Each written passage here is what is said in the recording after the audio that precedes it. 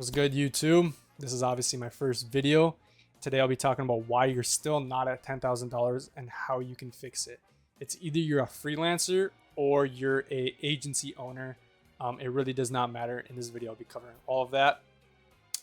But a little bit about myself. I have been an agency owner for the past 4 months. In the last 30 days, we've been doing really well. So I was just like, why not? Why share some free sauce to you guys on how you guys can fix problems that you guys are struggling with. So let's go to the agency side of things on what I have done in the past 30 days.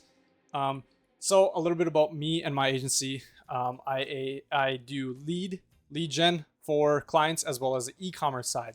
I'm pretty good at the e-commerce side of things. As you guys can see, in the past 30 days, we have did $290,000, as well as the lead gen side of things. In the past 30 days, we have been really ripping on leads.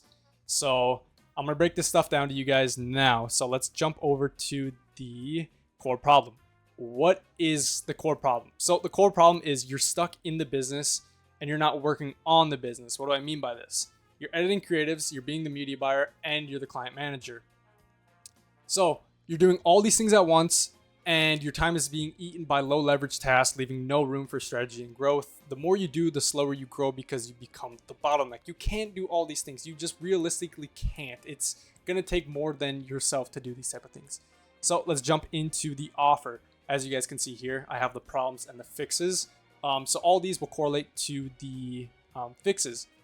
Too many options goes into craft a irresistible offer. Cool. So let's talk about too many options. Too many options. People freeze when they have to choose between 10 products, and when the offer isn't obvious, your click-through rate will drop.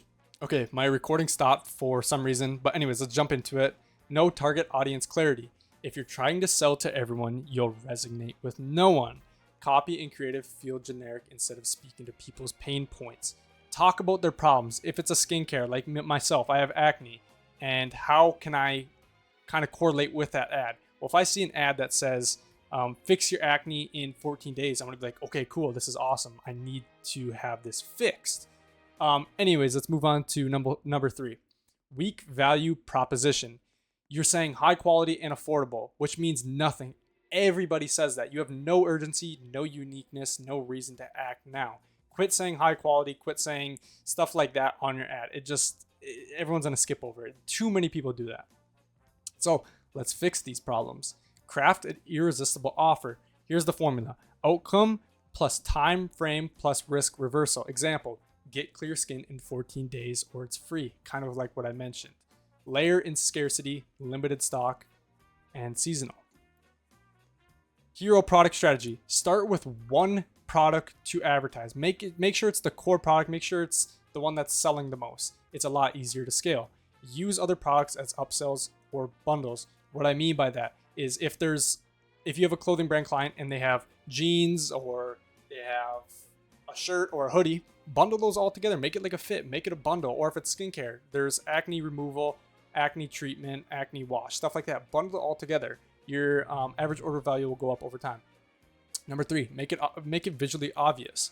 The first 3 seconds of your ad plus hero image on the website should scream the benefit. If a stranger can't tell you what to do in 5 seconds, redo it.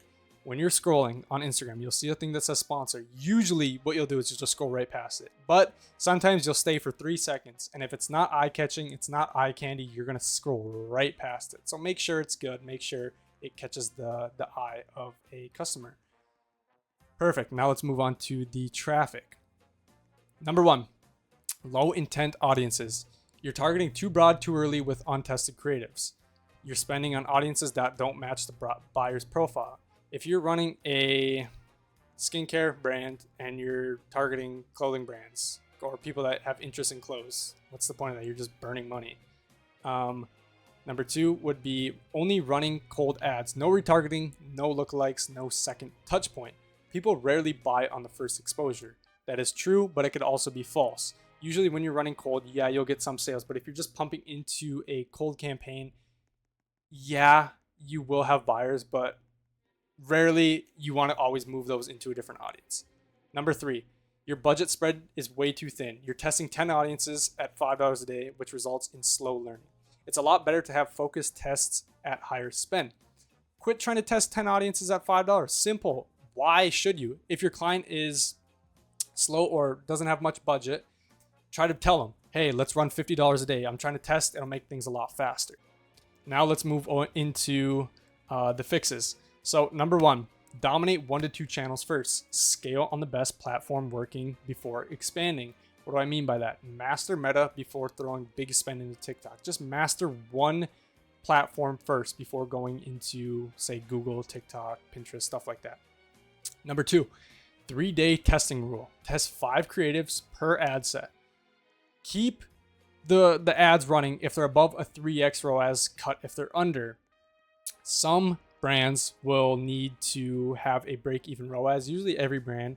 So you're going to have to find that, but this is usually the standard for every ad account and brand.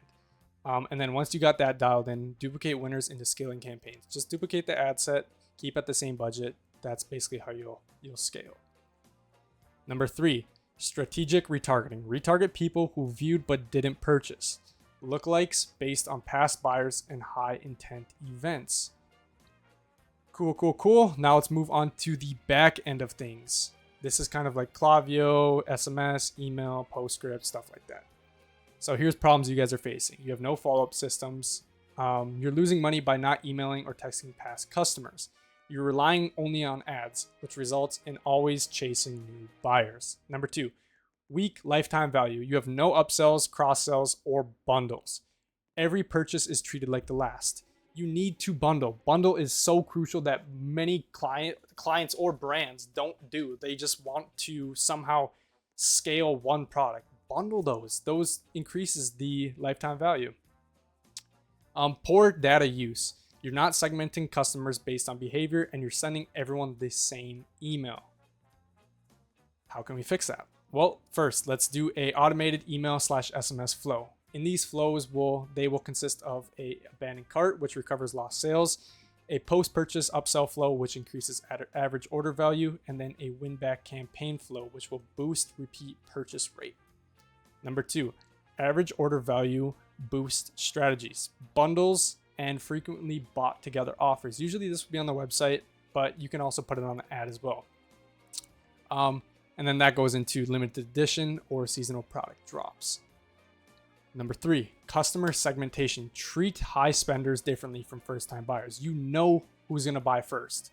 Is it going to be the high spender or is it going to be a first-time buyer? High spender always. And then that goes into use product-based flows to sell more of what they already bought. Cool. Now let's move into the agency side of things. So this is for all my people that either own an agency or want to start an agency. This is what problems you will face, but if you take this information into consideration, this most likely won't happen.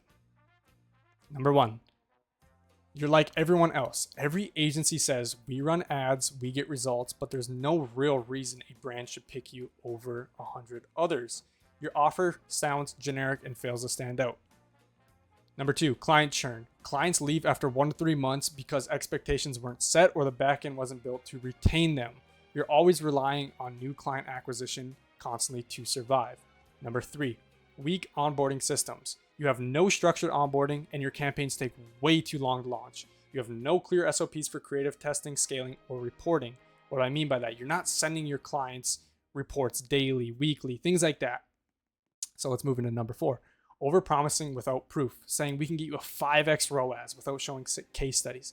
Please, when you're outreaching, do not promise anything to any client unless you've seen their ad account and you know that the data that they have.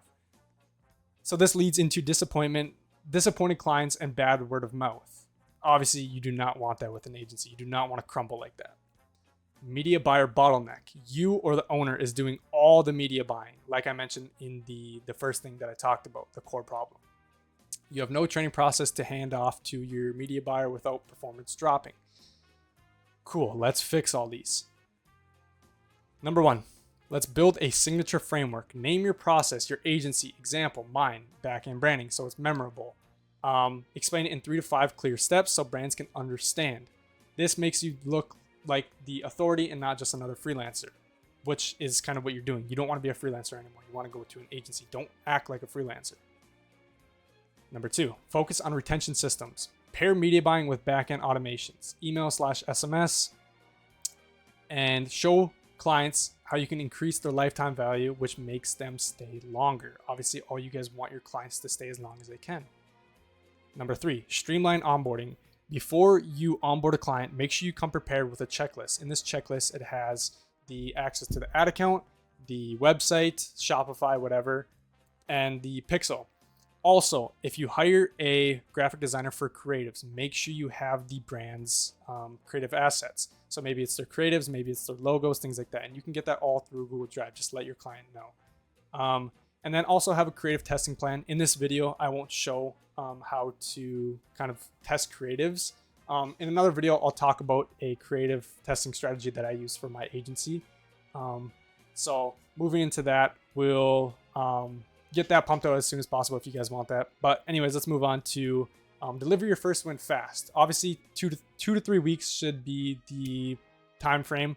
Usually a week if you're getting good results with them, but usually you want to show them, hey, we can actually do this. And then moving into document everything. Testing process, scaling rules, naming conventions, all written out. This makes training media buyers easy and keeps results consistent. And I'll talk about that at the end of this agency side of things with the media buyer. If you do hire a media buyer, what to do. And then moving on to sell with proof, not promises. Replace the we'll get you a 5x ROAS, and here's how we got this brand from $50,000 to $200,000 in 60 days. Make sure you show screenshots, and maybe if you don't have screenshots of this type of gain from a client, you can also go into a Loom breakdown. A Loom breakdown kind of consists of you before reaching out to the client, review their site, review their Instagram, review their ads library, and show them, hey, this is what you have that's not working. Here's what I can do to make it work. Maybe show them an example of a creative that worked with your past client, things like that. And obviously, guarantee testimonials and not guarantees. Okay, cool. Now let's move into the last part, which is build a media buyer training flow. So this is obviously when you hire a media buyer. They won't have the smarts like you do. Maybe they do. Maybe you guys are working with a 2-man team and you already have a media buyer built out, but you want to go into the agency side of things. But that's beside the point. Say you're hiring a media buyer. So here's what you do. Record Loom videos of you launching campaigns with your strategies on how you do it for past clients.